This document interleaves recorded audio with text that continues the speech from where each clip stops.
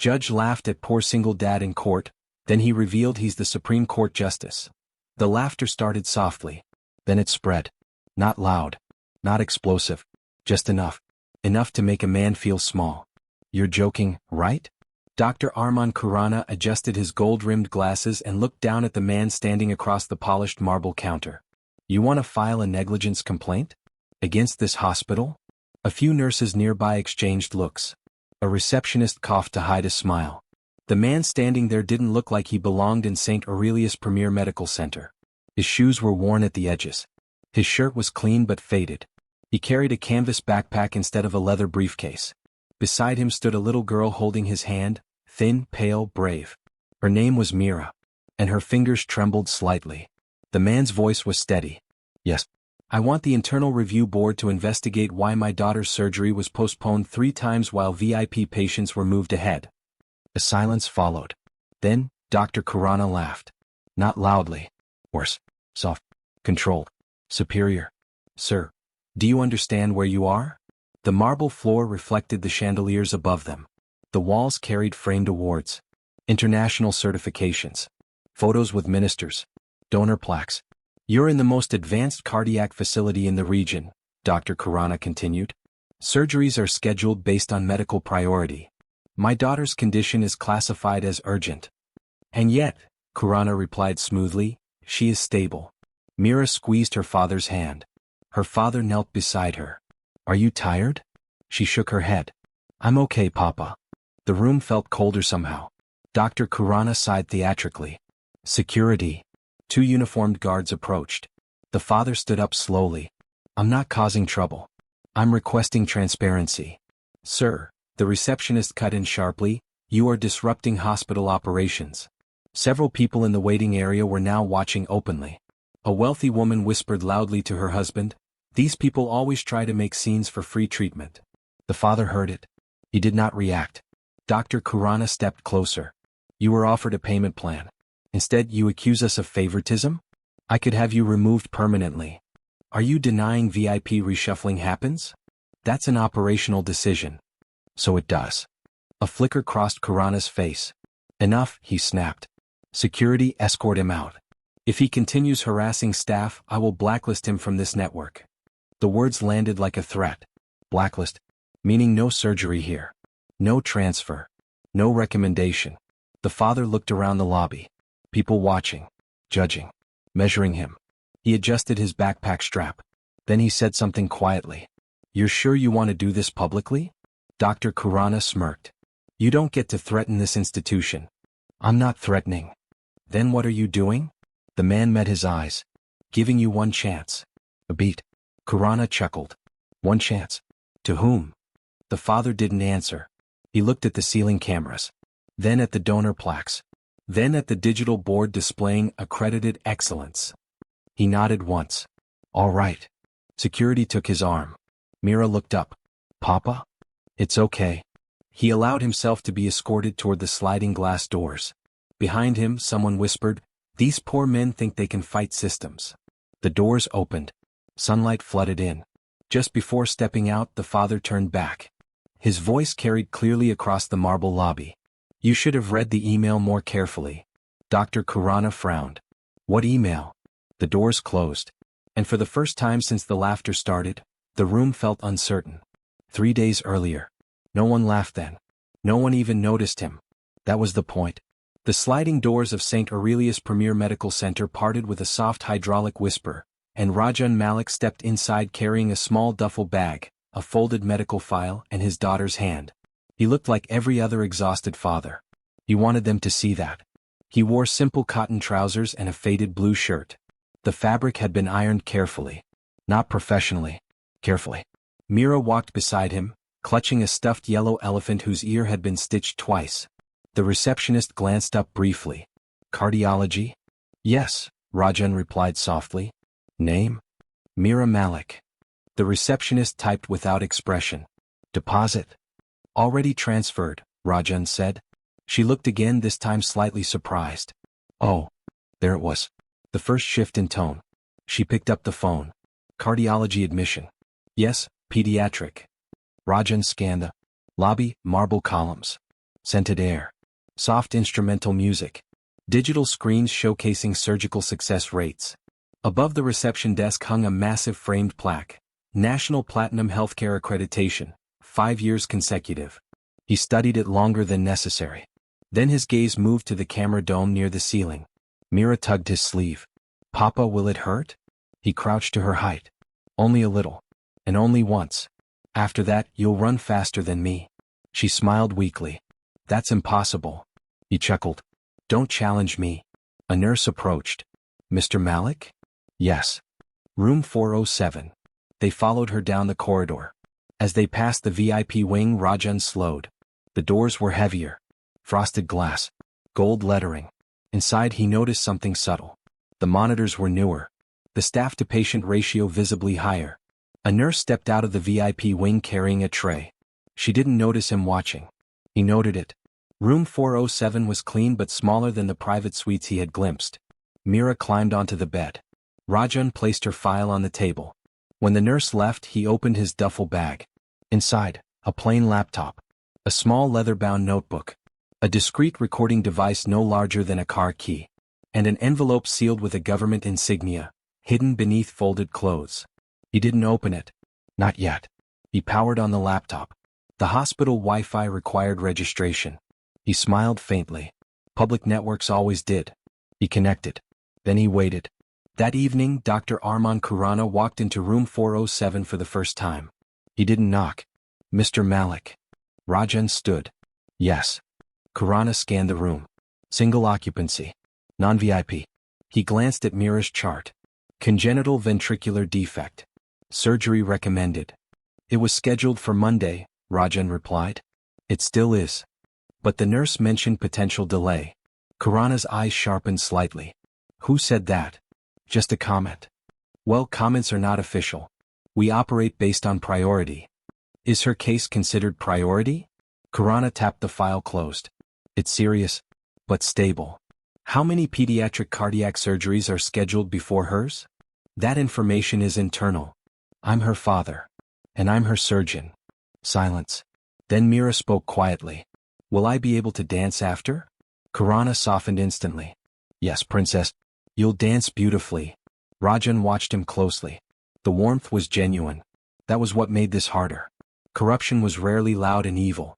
It was efficient, polished, reasonable. Later that night, Rajan stepped into the hallway to make a phone call. He didn't dial anyone. He stood near the nurse station. 2 staff members were speaking in hushed tones. VIP request from the Singhania family, one said. That's the 3rd reschedule this month. They donated an MRI wing. So we bump 407? Probably. Rajan's jaw tightened slightly. He didn't move. Poor kid, the second nurse whispered. They all are. Rajan walked back into the room silently. He opened his notebook. Wrote one line, VIP reshuffle pattern confirmed. The next morning, surgery status changed. From Monday to Wednesday. Administrative adjustment, the nurse said. Why? Rajan asked calmly. Operating theater maintenance. Both theaters? She hesitated. It's above my pay grade. Who makes the call? Dr. Khurana. Rajan nodded. Thank you. He wasn't angry. He was observing. And that unsettled people more than shouting ever could. Day 2. Rajan sat in the cafeteria, sipping tea from a paper cup. He wore the same faded shirt. Across the room he overheard 2 junior doctors. Did you see the Singhania suite? They brought in a personal chef. Money buys oxygen here. They laughed. Hey, at least the poor patients get hope. Hope doesn't pay salaries. Rajan stood. Walked to their table. Excuse me. They stiffened.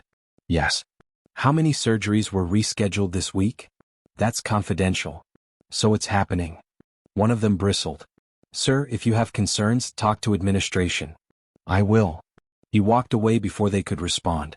Behind him, one muttered, strange guy. The other said quietly, careful. He's listening. That afternoon, Rajan requested a meeting with patient relations. He was given 10 minutes. The room was glass-walled, transparent, performative. A woman in a tailored suit smiled politely. How can we help? My daughter's surgery has been postponed without medical explanation. It was operational. Due to resource allocation. Which means? High priority cases. Define priority. She shifted. Medical urgency. And donation status? Her smile tightened. Sir, we do not discriminate. Good, he said gently. Then you'll have no problem providing anonymized scheduling logs. That's not standard procedure. It should be. She leaned forward slightly. Mr. Malik, are you implying malpractice? I'm asking for transparency. Transparency costs money. Integrity costs more. Her eyes flickered. There was again. Crack. Your daughter will receive excellent care, she said firmly. That wasn't my question. Day 3. Monday morning. Mira fasted for surgery. She wore the light blue gown.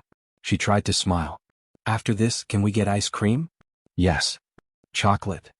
2 scoops. At 8:30 a.m. a nurse entered. Avoided eye contact. I'm sorry, the surgery has been moved. 2. Rajan asked. Friday. The room felt smaller. Reason? The theater is required for an emergency case. Name? I can't disclose. Age? Sir, is it another VIP? The nurse's silence answered. Mira looked confused. Papa? He forced a smile. It's okay. But his hands had gone cold. He stepped into the hallway. Walked directly to the VIP wing. A security guard blocked him. Sir, restricted area. I just need confirmation. Not allowed. Behind the frosted glass he could see movement. A child laughing. Staff bustling. He turned away. He did not argue. He returned to room 407. Opened his laptop. Connected to the Wi-Fi again. This time he didn't just browse. He traced internal scheduling servers. Weak firewall segmentation. Predictable credentials pattern. He didn't exploit. He verified. He downloaded publicly accessible logs. Cross-referenced timestamps. Documented inconsistencies. 3 pediatric cases moved for the same donor family. Repeatedly. Pattern undeniable. He closed the laptop slowly. Mira watched him. Papa, are you mad? No, you look like when you're fixing the sink. He laughed softly. That's because something is leaking. That evening, Dr. Khurana visited again. I understand you're upset. I'm concerned. We are saving lives. So is my daughter not a life? That's not fair. Is it fair to move her 3 times? Khurana's jaw tightened. Do you know how this place runs? Do you? Pause. Khurana lowered his voice. You think I enjoy this? Donors fund equipment. Equipment saves hundreds. And sacrificing one saves many? That's not what I said. But it's what's happening. The silence stretched. Khurana exhaled slowly. You're educated. Yes. What do you do? I observe systems. What kind? The kind that claim excellence. Something flickered in Khurana's expression. You're walking a dangerous line. Rajan's tone remained even. I haven't started walking yet. That night, Rajan received a call. Private number. He stepped into the stairwell. A calm female voice spoke. Status. Pattern confirmed. Evidence. Documented. Escalation. Tomorrow. Pause. Are you ready? Rajan looked through the stairwell window at the glowing hospital logo. They're about to cross a line. Then wait. I will. He ended the call. Returned to his daughter's room. Sat beside her. She was asleep. Machines humming softly. He brushed hair from her forehead.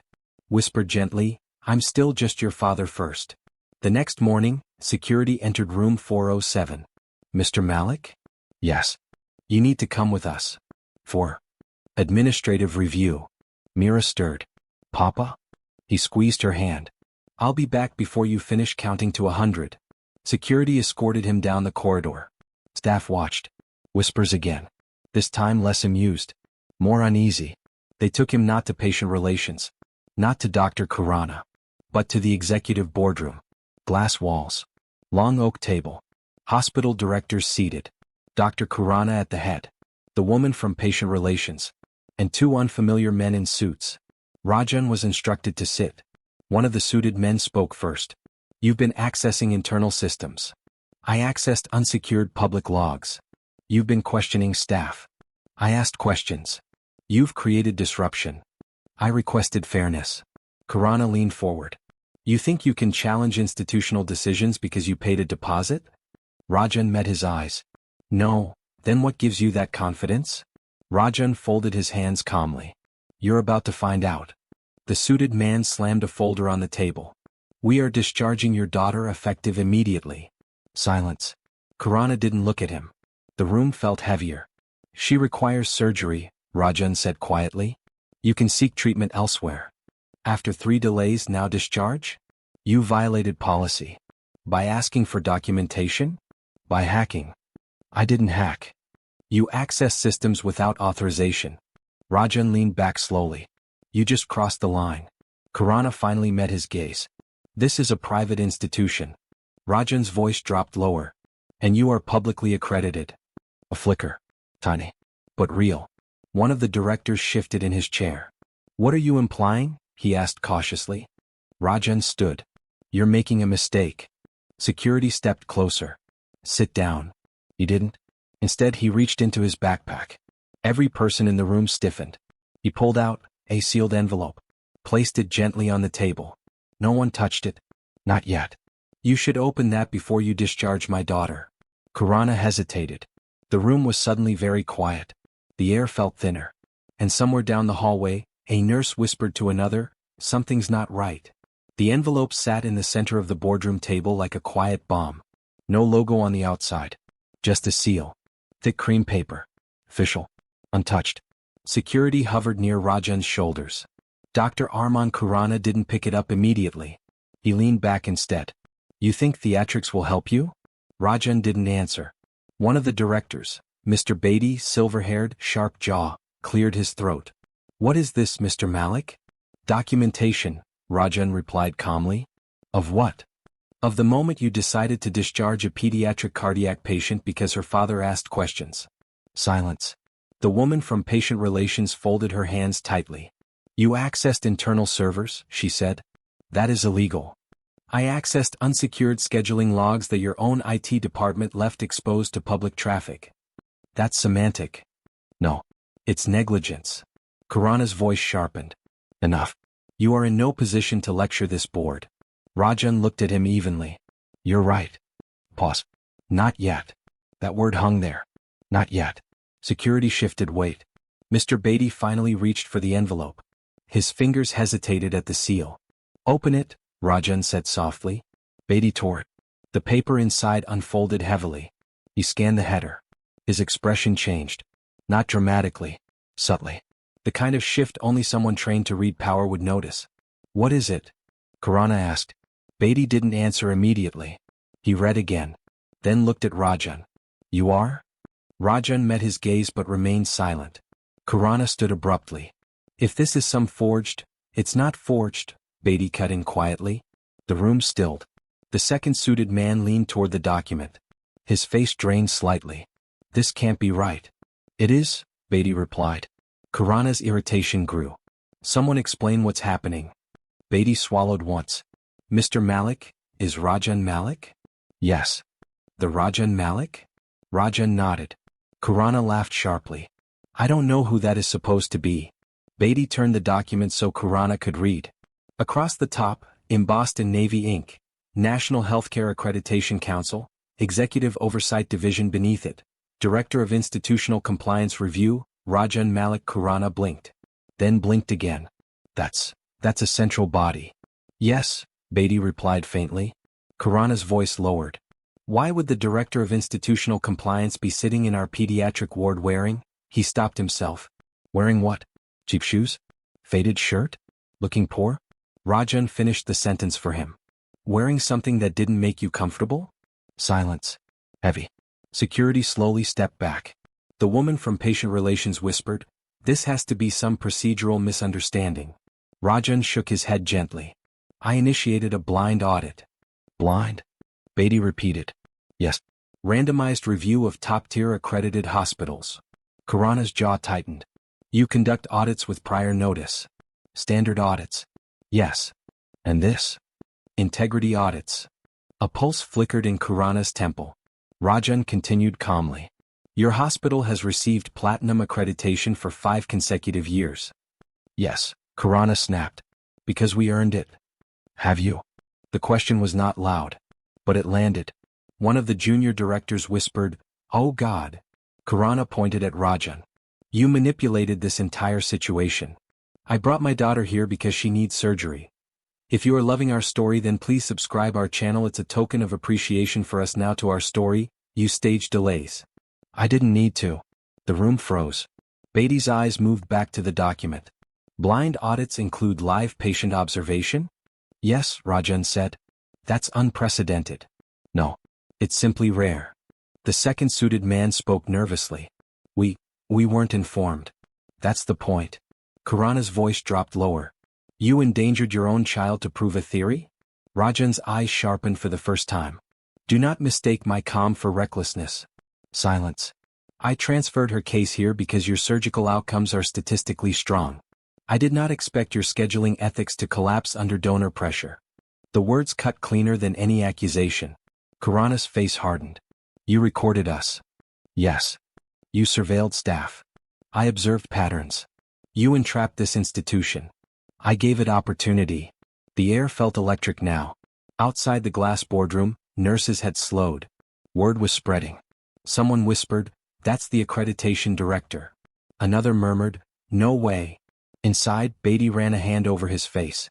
How much documentation do you have? Rajan opened his backpack again. This time slowly.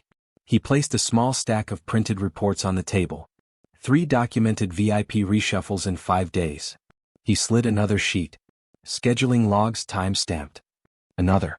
Internal communication referencing donor influence.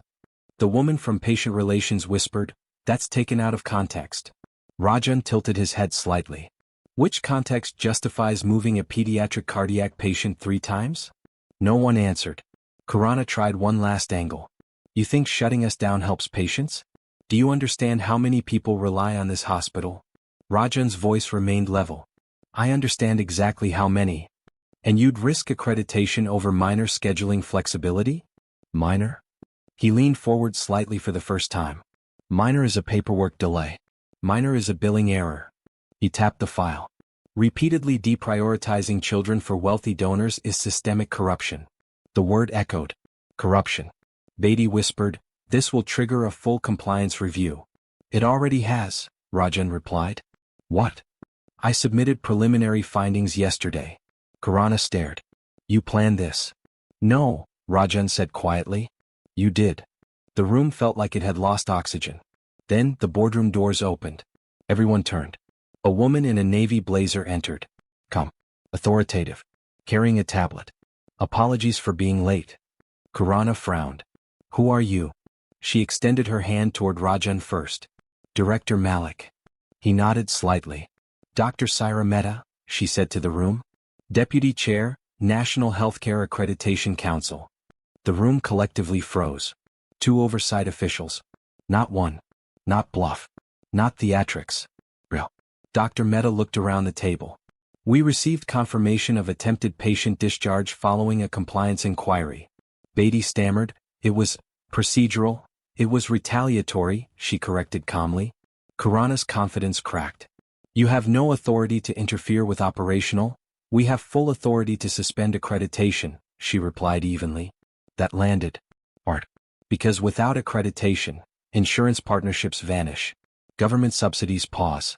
International patient inflow stops. Reputation collapses. Khurana sank back into his chair. Rajan spoke quietly.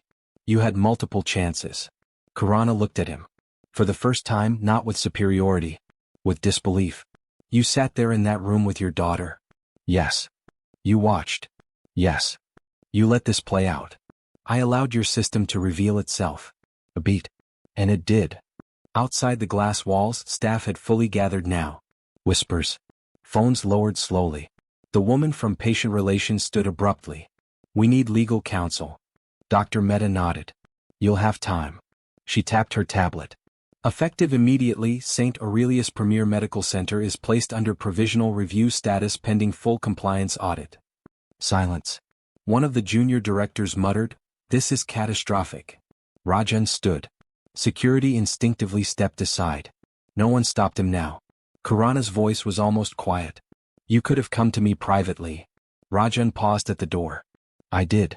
He remembered the hallway. The postponed surgery. The dismissive laughter. You laughed. Khurana had no reply. Rajan added gently, "You mistook simplicity for weakness." He opened the boardroom door. The hallway was lined. Nurses, interns, administrative staff, watching. He walked through them calmly. Someone whispered, "Is it true?" Another said softly, "He's the director." A junior nurse, the same one who'd whispered "poor kid" days earlier, stepped forward nervously. "Sir, Mira, is she still scheduled?" Rajan's expression softened instantly. "Yes." Dr. Mehta stepped beside him. "She will receive immediate priority under audit protection." The nurse exhaled in relief, and something shifted in the hallway. Not fear. Not panic. Awareness. For the first time, people were looking at the system instead of accepting it. As Rajan walked back toward room 407, whispers followed. But they weren't mocking anymore. They were thoughtful, measured, hopeful. Inside the room, Mira looked up from her coloring book. "Papa?" He smiled. "Hi, warrior." Why were there so many people outside? Because grown-ups sometimes forget rules. Did you remind them? A little. She grinned. "You always do that." He sat beside her. Brushed hair from her forehead. The door knocked gently. Dr. Kurana entered. Alone. No board. No security. Just him. He looked different now. Smaller somehow. "I owe you an apology." Rajan didn't respond immediately. Kurana continued. "I let donor pressure influence scheduling." "Yes. I told myself it was strategic." "It wasn't. It was compromise." "Yes." Pause. Kurana looked at Mira. "I will perform the surgery personally." "You were always going to," Rajan replied quietly. The doctor nodded. And for the first time, there was no arrogance in the room. Just a surgeon. And a father. The hospital did not collapse. That surprised people. It didn't explode into chaos. There were no dramatic arrests. No shouting headlines pasted across screens. Instead, it grew quiet. The kind of quiet that happens when people realize they were looking the wrong way for too long. At 7 a.m., an internal memo went out. Subject: Provisional Accreditation Review. Immediate compliance measures. Staff gathered around nursing stations reading it on their phones. Reshuffle logs under investigation. Donation-based scheduling suspended. Anonymous reporting portal activated. One junior doctor whispered, "This is real." Another replied, "He was real." Dr. Syra Mehta stood in the auditorium addressing department heads. "This is not a shutdown," she said calmly. "This is a correction." Someone asked, "Will we lose funding?" She answered directly, "You will lose funding if you refuse to change." In the second row, Dr. Kurana sat silently. Not defensive. Not arguing. Listening. Mira's surgery was scheduled for 9:30 a.m. No rescheduling. No delays. No VIP interference. When the surgical team assembled, the atmosphere felt different. More precise. More honest. Dr. Kurana scrubbed in. One of the anesthesiologists leaned toward him quietly. "Rough week." "Yes." "You angry?" "No." "Scared?" "A little." The anesthesiologist nodded. "Good. That means you care." Inside the pre-op room, Rajan crouched beside Mira. She held his hand tightly. "Papa?" "Yes." "Are you going to watch?" "I'll be right outside." "Did you fix the leak?" He smiled faintly. "It's being repaired." She studied his face. "You're not mad anymore." "I wasn't mad. You were quiet mad." He laughed softly. "That's fair." Dr. Kurana entered. He knelt to Mira's level. "Ready to dance?" She nodded bravely. "After this, double ice cream," Rajan said. "Triple," she corrected. Kurana looked at Rajan. "Triple," he agreed. There was no hostility between them now. Just an understanding. When the gurney rolled toward the operating theater, Rajan walked alongside it until the doors closed. He stood there for a moment. Breathing. Not as an oversight director. Not as an investigator. Just as a father. While surgery was underway, something else began happening quietly. The anonymous portal Dr. Mehta activated began receiving submissions. Nurses reporting subtle donor pressure. Junior doctors describing suggested prioritization. Administrative staff uploading internal emails. In the cafeteria, two nurses whispered, "Are you going to report?" "I already did." "What if it backfires?" "It already did. On that little girl." That sentence changed something. People started speaking in low but steady tones. Not angry. Resolved. One intern approached Dr. Mehta directly. I was told to optimize scheduling for high-value families. Dr. Mehta nodded. Thank you for telling me. I should have said something earlier. You're saying it now. He exhaled shakily. I didn't think it mattered. It always matters, she said. 4 hours later, Dr. Khurana stepped out of the operating theater. Mask lowered. Eyes tired, but clear. Rajan stood immediately. How is she? Successful, Khurana replied. The word felt solid. Real. Rajan closed his eyes briefly. Not dramatic. Just relief settling into his bones. You can see her in recovery soon. Thank you. Khurana hesitated. Then said quietly, I became a surgeon to fight for children who didn't have voices. Rajan nodded. And somewhere along the way? I started listening to donors instead. There was no defense in his voice. Just truth. Rajan placed a hand lightly on his shoulder. You're still capable of choosing differently. Khurana gave a small, tired smile. I think I just did. By week's end, the board announced structural reforms. Dr. Khurana voluntarily stepped down as chief of cardiology. Not fired. Not disgraced publicly. But reassigned under probationary oversight. He addressed his department personally. I compromised standards, he admitted plainly. A junior surgeon asked, Are you resigning? I'm staying, Khurana said. But I'm rebuilding. There was no applause. But there was respect. Mr. Beatty retired from the board. The patient relations director was replaced. Transparent scheduling metrics were displayed publicly in the lobby. No more hidden reshuffles. Above the reception desk, beneath the platinum accreditation plaque, a new sign appeared, Patient Priority Policy, publicly accessible. It wasn't flashy, but it was honest. Mira woke up slowly. Her eyes fluttered. Papa? I'm here. She tried to lift her hand. He held it gently. It's done? It's done. She smiled faintly. Can I dance now? In a few weeks. She squinted at him. You fixed it, didn't you? He leaned closer. We fixed it. She fell back asleep with a small smile. Rajan sat beside her quietly. The machines beeped softly. The room felt warm. Not because of victory, but because something broken had been acknowledged. 2 days later, Mira walked slowly down the hallway with assistants. Nurses smiled as she passed. Not performative. Genuine. The same nurse who had whispered, poor kid, earlier crouched beside her. You're famous, you know. Mira blinked. Why? Because you reminded us what we're here for. Mira thought about that. Then said seriously, I just wanted ice cream. The nurse laughed. Rajan smiled.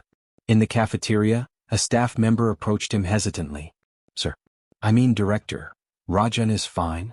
I just wanted to say, I've worked here 8 years. I stopped noticing certain things. Rajan nodded. It's easy to.